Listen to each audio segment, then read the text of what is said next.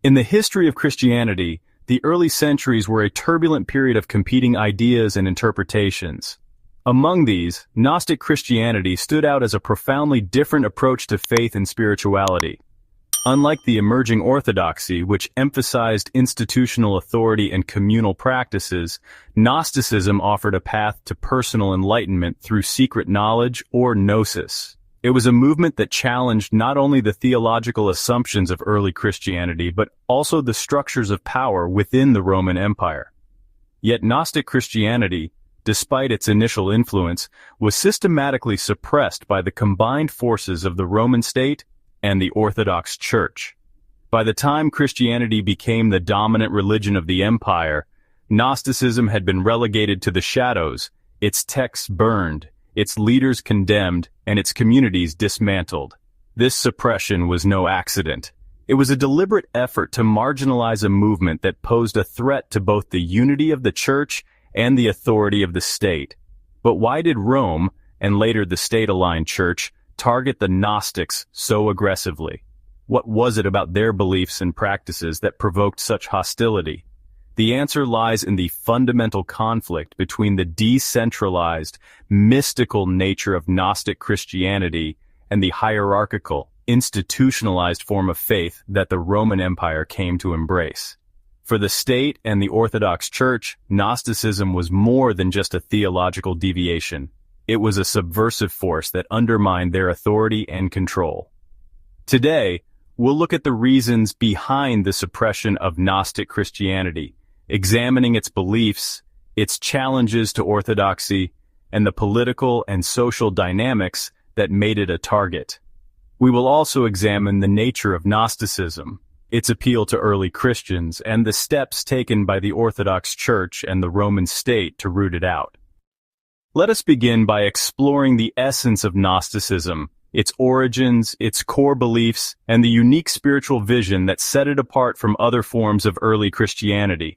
To understand why Rome and the early Church targeted the Gnostics, we must first grasp what Gnosticism was and why it posed such a profound challenge to the emerging Orthodox faith.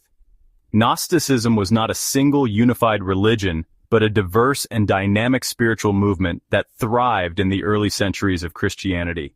It offered a radically different vision of the cosmos, humanity, and salvation, one that often clashed with both the teachings of the Church and the values of the Roman Empire. At its core, Gnosticism emphasized gnosis, a Greek word meaning knowledge. But this was not ordinary knowledge. It was an esoteric, spiritual insight into the true nature of existence. For Gnostics, salvation did not come through adherence to dogma or participation in communal rituals, but through personal experiential enlightenment.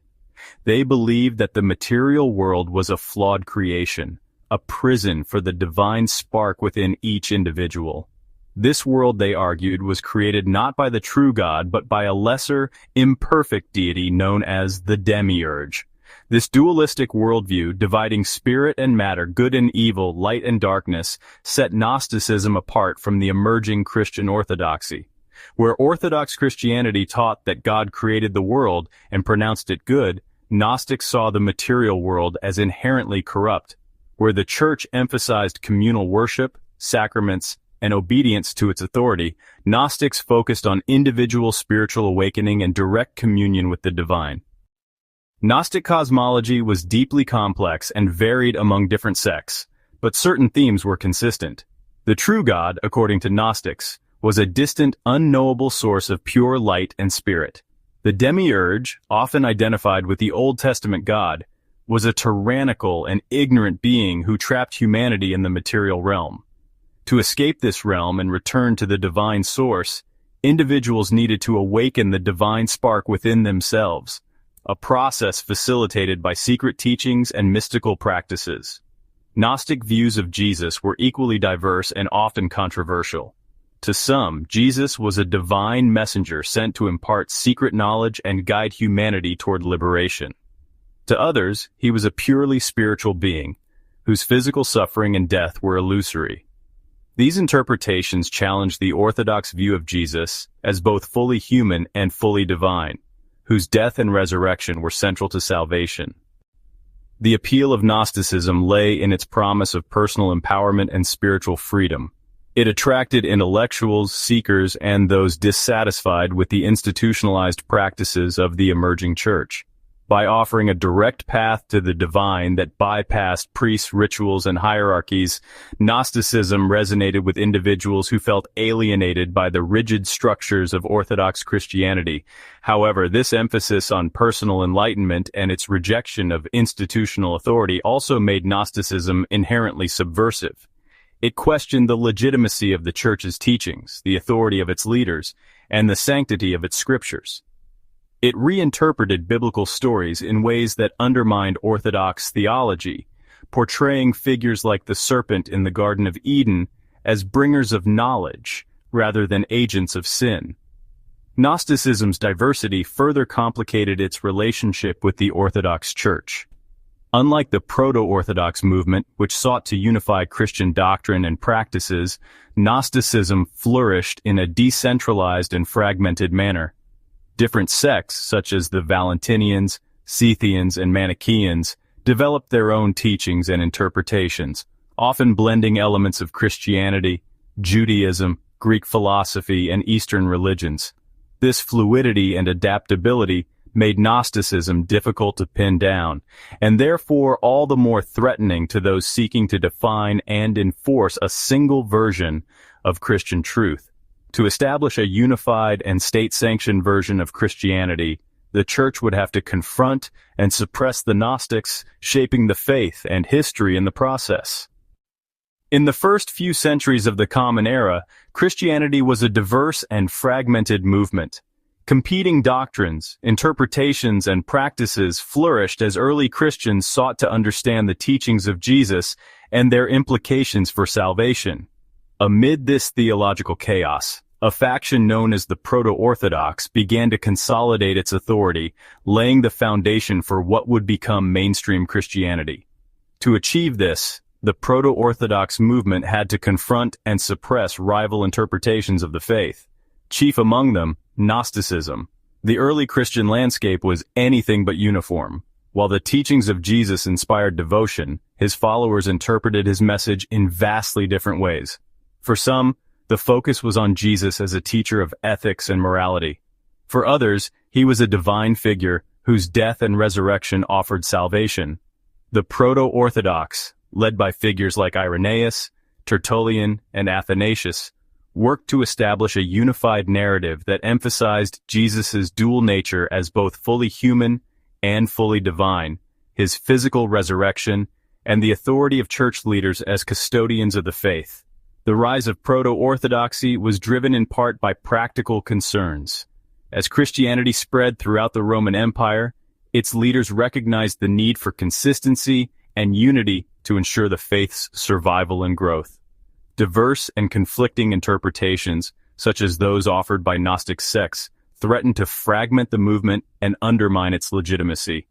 By defining a clear set of doctrines and practices, Proto-Orthodox leaders sought to present Christianity as a cohesive and credible alternative to paganism and other religious systems. Key to this effort was the establishment of the New Testament canon. While Gnostic Christians produced a wealth of texts, including the Gospel of Thomas, the Gospel of Mary, and the Apocryphon of John, Proto-Orthodox leaders dismissed these writings as heretical. Instead, they promoted a collection of texts that supported their theological positions, such as the 4 canonical Gospels, the Pauline epistles, and the Acts of the Apostles. This process of canonization not only excluded Gnostic voices but also reinforced the authority of the Proto-Orthodox Church as the arbiter of Christian truth. The battle against Gnosticism was not merely theological but also political. The Proto-Orthodox recognized that the strength of the Church depended on its ability to enforce doctrinal conformity and suppress dissent. Gnosticism, with its decentralized structure and emphasis on personal revelation, posed a direct challenge to this vision. By rejecting the authority of bishops and priests and emphasizing individual spiritual knowledge, Gnostics undermined the hierarchical model of the Proto-Orthodox Church. The political context of the Roman Empire also played a crucial role in the rise of orthodoxy.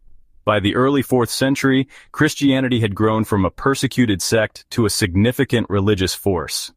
This transformation culminated in the conversion of Emperor Constantine and the subsequent legalization of Christianity through the Edict of Milan in 313 CE. Constantine's support of the Church marked a turning point in its history, aligning it with imperial power and providing the resources needed to suppress rival factions. Constantine's embrace of Christianity was as much a political move as a spiritual one. The emperor recognized the potential of a unified church to serve as a stabilizing force in the empire, which had long been plagued by division and unrest. However, for Christianity to fulfill this role, it needed to present a coherent and consistent doctrine. The theological diversity represented by Gnostic sects was incompatible with this goal, making their suppression a priority for the state-aligned church. Councils like the one held in Nicaea in 325 CE became pivotal in defining orthodoxy and marginalizing heresies. While the Council of Nicaea primarily addressed the Arian controversy, its broader purpose was to establish the authority of the Proto-Orthodox Church and its leaders. In the years that followed, heretical groups, including Gnostics, were systematically condemned and marginalized, their texts destroyed, and their leaders excommunicated. The consolidation of orthodoxy was a triumph for the Proto-Orthodox Church, but a death knell for Gnosticism. By defining a single version of Christian truth and aligning itself with imperial power, the Church effectively silenced alternative voices and interpretations. Gnosticism, once a vibrant and influential movement, was relegated to the fringes of history, its texts and teachings preserved only in fragments. The suppression of Gnosticism was not only a theological victory for the Proto-Orthodox Church, but also a political one. It allowed the Church to position itself as the sole representative of Christianity, capable of unifying the empire under a single faith. However, this victory came at a cost. In silencing Gnostic voices, the Church also suppressed a rich and diverse spiritual tradition that offered alternative perspectives on the nature of God, humanity, and salvation. Orthodox Christianity, as it developed in the early centuries, relied on a structured and organized system of bishops, priests, and deacons to define and enforce doctrine. This hierarchy was critical to the Church's ability to present itself as a unified and authoritative institution. Gnostics, by contrast, emphasized direct personal experiences with the divine. They believed that spiritual knowledge came not through priests or scriptures, but through an inner awakening. This undermined the authority of church leaders and the emerging system of sacraments, which required mediation by clergy. For the Roman state, which increasingly aligned itself with the Church, this decentralized and individualistic approach to faith was equally problematic. The Roman Empire thrived on order, discipline, and loyalty to the state. Orthodox Christianity, with its emphasis on communal worship and submission to ecclesiastical authority, could be integrated into this framework. Gnosticism, however, rejected such external controls. Its adherents often saw the material world, including the political systems that governed it, as a creation of the demiurge, a flawed and malevolent being. This view not only alienated Gnostics from the political structures of the empire, but also framed those structures as obstacles to spiritual liberation. Gnostic theology presented another direct challenge to both the Church and the state. Orthodox Christianity taught that God created the world and that Jesus' death and resurrection offered salvation to all who accepted the faith. In this narrative, the material world was not only good, but also integral to God's plan. Gnostics, however, saw the material world as a prison and the physical body as a burden. Salvation, in their view, came not through Christ's physical death and resurrection, but through the awakening of the divine spark within. For many Gnostics, Jesus was a teacher or guide, not a savior in the Orthodox sense. This interpretation undermined the central tenets of Orthodox Christianity, particularly the role of the Church as the mediator of salvation. The political implications of Gnostic theology were equally troubling for the Roman Empire. By rejecting the material world, Gnostics also rejected the authority of earthly rulers. Unlike Orthodox Christians, who could be integrated into the state apparatus through participation in communal rituals and acknowledgement of imperial authority, Gnostics viewed such participation as spiritually meaningless or even harmful. This made them difficult to control and, in the eyes of the state, potentially subversive. Gnosticism's secretive nature further heightened the suspicion and hostility it faced. Many Gnostic sects operated as closed communities, sharing their teachings only with initiates. This exclusivity alienated them from broader Christian communities and fueled accusations of heresy and moral corruption. Orthodox leaders, such as Irenaeus, capitalized on this secrecy to portray Gnostics as dangerous and deceitful, spreading rumors about their practices and condemning their teachings as blasphemous distortions of Christian truth.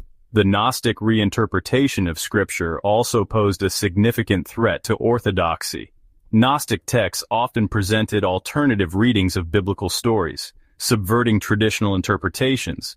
For example, some Gnostic writings depicted the serpent in the Garden of Eden as a liberator, bringing knowledge to humanity rather than leading it into sin.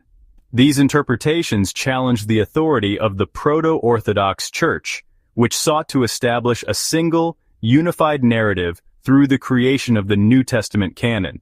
By offering alternative scriptures and interpretations, Gnostics undermined the Church's efforts to control the narrative of Christianity. The cultural and social values of Gnosticism also set it apart from both Orthodox Christianity and Roman society. Gnostics often rejected traditional roles and practices, such as marriage and procreation, viewing them as ties to the material world. This contrasted sharply with the Proto-Orthodox emphasis on family and community as reflections of divine order. These differences further isolated Gnostics and made them targets of suspicion and hostility.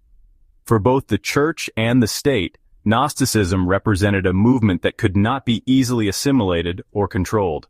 Its rejection of hierarchy, alternative interpretations of Scripture, and disdain for earthly authority challenged the foundations of the emerging Christian empire.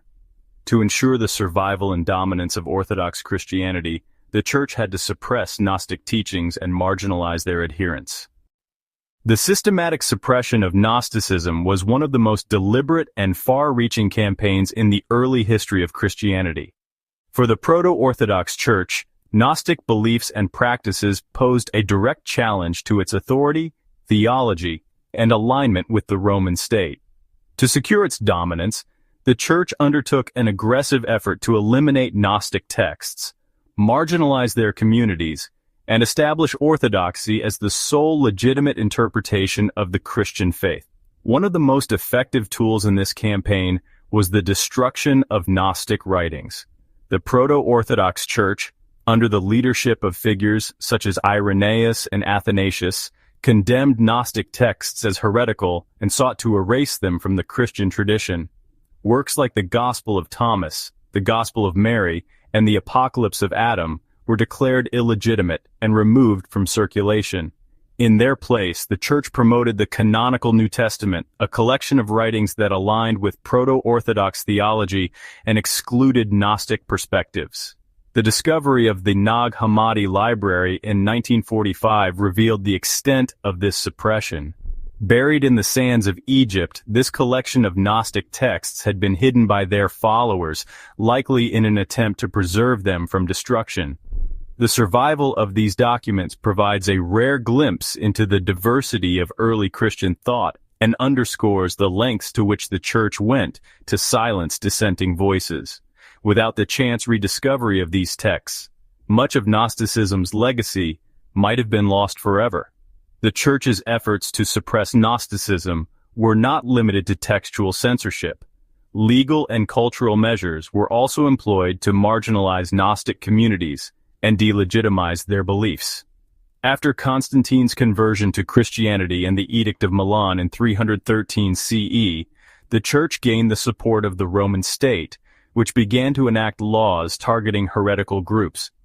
Theodosius I, who made Christianity the official religion of the empire in 380 CE, intensified these efforts, issuing edicts that outlawed heretical practices and authorized the seizure of property from non-Orthodox communities.